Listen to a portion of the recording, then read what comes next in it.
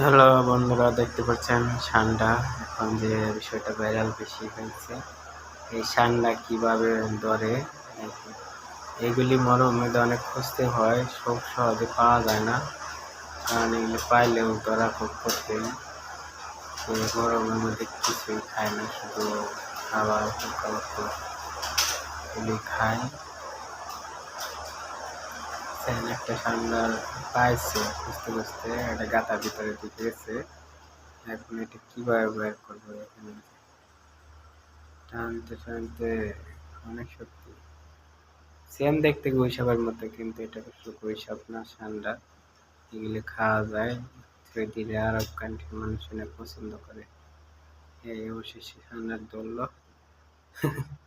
যে 6 দিবে সে যে খুশি হবে।